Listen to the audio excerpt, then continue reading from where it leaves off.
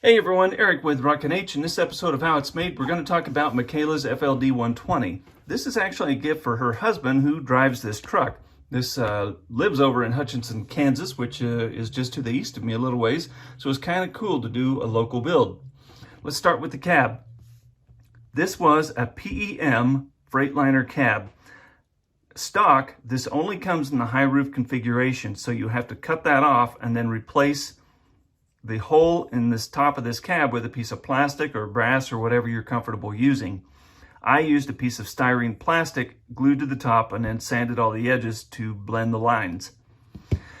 The bottom here, the fender skirts only come as full fender skirts, clear back to here somewhere. Those were cut off with a bandsaw, and then a handsaw was used to make the vertical cut up this way. And then this back plate here actually extends past the back of the sleeper a little bit, and I cut that short so I could put a deck plate and mount the pipes back there. While this cab was stripped down, I went ahead and drilled holes for hand grabs behind the sleeper and behind the passenger and driver's side doors. There's 4 hand grabs on this thing altogether. Decals on the doors, as well as the Freightliner logo on the side of the hood, and then a special Freightliner decal for the front of the grill, and then also right above the grill. The visor is handmade, as well as the front bumper. These both are made out of polished aluminum, which I cut to size and then used a file just to make sure all the lines were nice and clean, and then bent this with a flat plier to get the right angles so it matched the curve and the angles of the hood, glued it in place. The other accessories on this truck are out of my store. That would include the air horns, which are replacement 379 air horns. We have square lights that would typically you'd see on a Kenworth, but they're on any truck. These are a new product for me, which are full step 150-gallon fuel tanks. This battery box step here is out of my store, and the exhaust is also out of my store. These wheels, let's talk about the wheels for a moment. These come off of shapeways.com.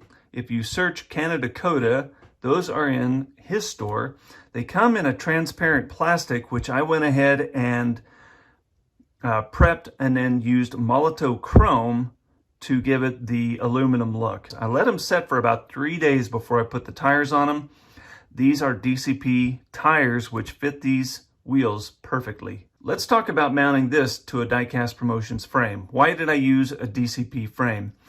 Number one, the best trailers on the market are from diecast promotions, in my opinion. And I wanted this truck to fit a van, which he pulls a spread axle van, which I don't have. And I said, go buy it over here.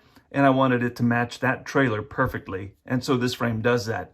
But if you do not do some work to this bottom plate right here, you're going to have some trouble getting your whole cab to set on this frame without having a large gap between the tire and the top of your fender. How do you solve that problem?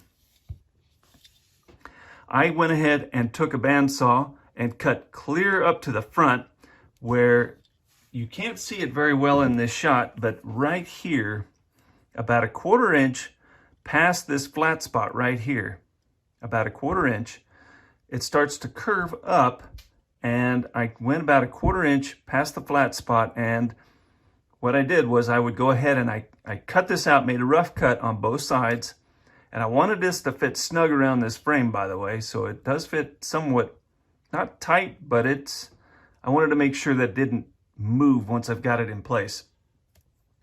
So what I did was I went ahead and made my first rough cut, dry fit it to the frame with the wheels on.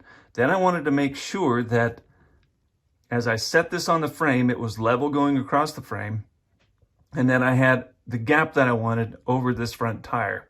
You can see it fits pretty tight, but on real trucks, generally, it does fit pretty tight. I mean, there's not a lot of big space between the top of the tire and the bottom of this fender. That's the look I wanted. If you want that kind of look, then you are going to have to cut right here, and then clear up to about right there, which I said again is basically from this flat spot where it breaks, about a 1/4 inch up.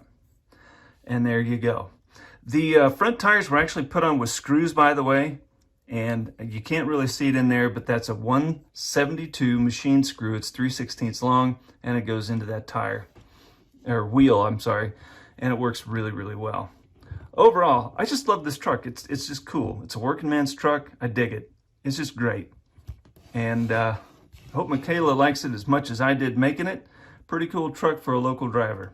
If you have any questions, don't hesitate to ask. And if you want to learn step-by-step how I do these things, go to diecastlab.com, where I'll lead you by the hand, fast track you on your way to making cool customs. Thanks for watching.